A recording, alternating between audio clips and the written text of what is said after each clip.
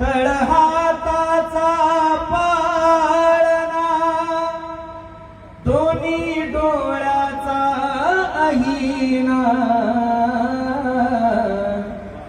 डबीतील कस्तुरी जशी वाकवली मैना लाडाची लेकबाई हरहुन साजरी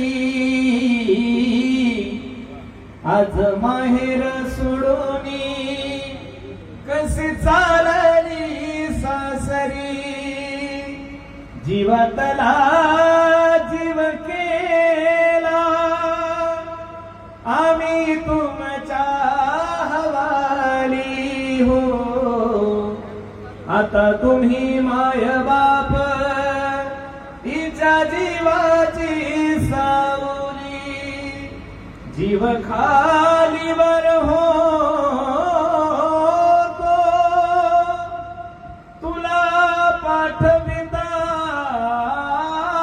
राणी एका डोळ्यात आनंद एका डोळ्यामध्ये पाणी कुर्यात सदा मंगल शुभ मंगल सावधान। लाडक्या लेकीची पाठवणी आणि एक भावूक निरोप, लेकीची पाठवणी आणि भावूक प्रवास। माहेर सोडून सासरी जाताना पालकांच्या व्याकुळ मनाचं शब्दरूप चित्रण या ठिकाणी पुरुषोत्तम महाराजांनी केलं। एका डोळ्यात आनंद एका डोळ्यामध्ये पाणी, जीव खालीवर होतो तुला पाठविता राणी। लग्नाच्या सोहळ्यातील सर्वात हृदयस्पर्शी क्षण म्हणजे मुलींची पाठवणी।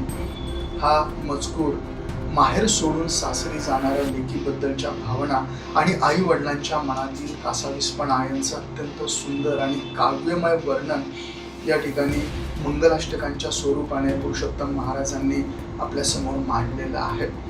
लेकीचं कौतुक, संगोपन, मुलीला लहानचं मोठं करताना आई वडिलांनी तिला तळ हाताच्या पोळाप्रमाणे जपलेलं आणि तिचं वर्णन पुरहुन्नर साजरी असं करण्यात आलं, जे तिच्या गुणवत्तेची आणि सौंदर्याची साक्ष देतात। कस्तुरीप्रमाणे जिचं मूल्य आहे अशी ही लाडकी लेक आज आपलं माहेर सोडून एका नवीन प्रवासाला निघाली आहे। मंडळी, भारतीय संस्कृतीमध्ये विवाह संस्कार हा अतिशय महत्त्वाचा आहे आणि लेक ज्यावेळेस सासरी जाते त्यावेळेस प्रत्येक पित्याचं काळीजे प्रगटून निघतं। लग्न लागतानाचे मंगलाष्टके हे काळजामध्ये घर करून जातात। आता तुम्ही मायबाप तुमच्या जीवाच्या सावरी जबाबदारीचं हस्तांतरण आणि विनंती या ठिकाणी करण्यात आली। पाठवणीच्या वेळी आई वडील अत्यंत कातर स्वरात सासरच्या मंडळींना विनंती करतात की आम्ही आमचा जीव तुमच्या हाती ठेवलाय, आता तुम्हीच तिचे आई वडील होऊन तिची मायाने काळजी घ्या अशी अपेक्षा या मंगलाष्टकांमधनं व्यक्त केली गेली। मुलीला दुसऱ्याच्या स्वाधीन करताना होणारी मनाची घालमेल, जीव खालीवर होणं या शब्दातून स्पष्ट होतं।